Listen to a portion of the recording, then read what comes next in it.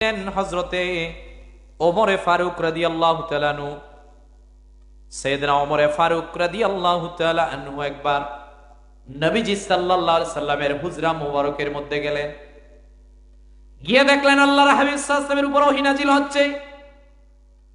ওহী নাজিল হওয়ার অনেকগুলো ক্লাস ছিল, অনেকগুলো সিস্টেম পদ্ধতিতে ওহী নাজিল হতো।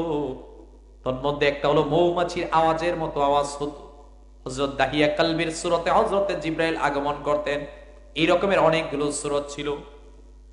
তিনি যখন আল্লাহর হাবিব সাল্লাল্লাহু আলাইহি সাল্লামের কাছে গেলেন, গিয়ে দেখলেন নবীজি সাল্লাল্লাহু আলাইহি সাল্লামের উপর ওহী যখন নাজিল হচ্ছিল, রাসূলুল্লাহ সাল্লাল্লাহু আলাইহি সাল্লাম হুজরা মুবারক থেকে বাহির হয়ে সাইয়েদনা ওমর সহ সাহাবীদেরকে বললেন, সাহাবীরা রে শোনো শোনো, এই মুহূর্তের মধ্যে আল্লাহ রাব্বুল আলামিন এমন 10টি আয়াত নাজিল করেছেন, যেই 10টি আয়াতের মধ্যে মুমিনদের 7টা গুণাবলীর কথা বলেছেন।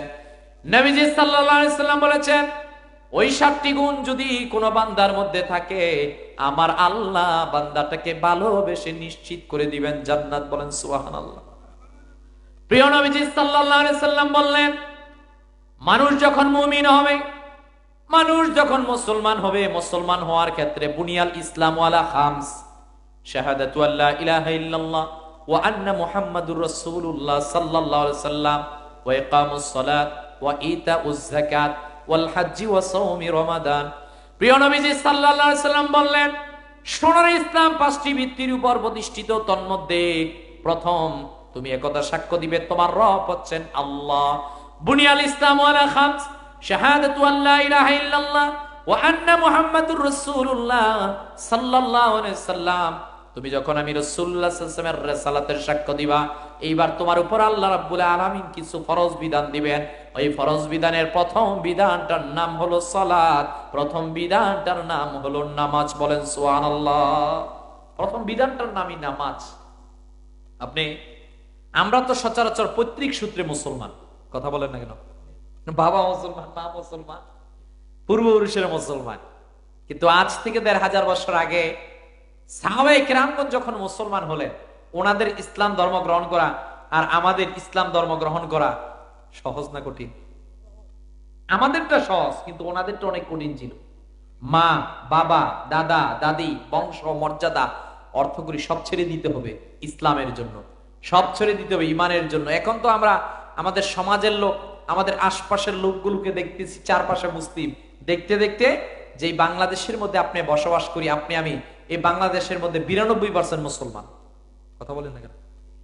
কিন্তু আপনি যখন পার্শ্ববর্তী দেশ পৃথিবীর বিভিন্ন জায়গায় যাবেন, গিয়ে দেখবেন সেখানে মসজিদে আজানও হচ্ছে না। আপনি তো ঘরের মধ্যে শোনেন ডানে বামে সামনে পিছনে প্রত্যেক মসজিদ থেকে আজান। পৃথিবীর এমন রাষ্ট্রে যাবেন যে আপনি বছরকে বছর 8, 10, 20 বছর থাকবেন, একদিন আজানও শুনতে পারবেন না। তাহলে মুসলমান যখনই সাহাবায়ে কেরামগণ মুসলমান হলেন, প্রিয় নবীজি সাল্লাল্লাহু আলাইহি ওয়াসাল্লাম শিক্ষা দিলেন, শোনো রে, তোমাদেরকে নামাজ পড়তে হবে। আল্লাহ রাব্বুল আলামিন এখানে মুমিনদের বৈশিষ্ট্যের কথা বললেন, কদ আফলাহাল মুমিনুন আল্লাযীনা হুম ফি সালাতিহিম খাশিউন। রাসূলুল্লাহ সাল্লাল্লাহু আলাইহি ওয়াসাল্লাম সাহাবীদেরকে বললেন, শোনো রে, তোমাদেরকে জানিয়ে দিলাম, আল্লাহ রাব্বুল আলামিন আমাদেরকে যে তৈরি করলেন, বান্দা হিসাবে প্রথম দায়িত্ব হলো প্রতিদিন 5 ওয়াক্ত নামাজ পড়া। বুঝতে থাকলে বলেন কয় ওয়াক্ত? 5 ওয়াক্ত নামাজ পড়া। এই নামাজটা শুধুমাত্র আমাদের নবীজি সাল্লাল্লাহু আলাইহি ওয়াসাল্লামের জামানার মধ্যে ছিল, বিষয়টা এরকমের নয়।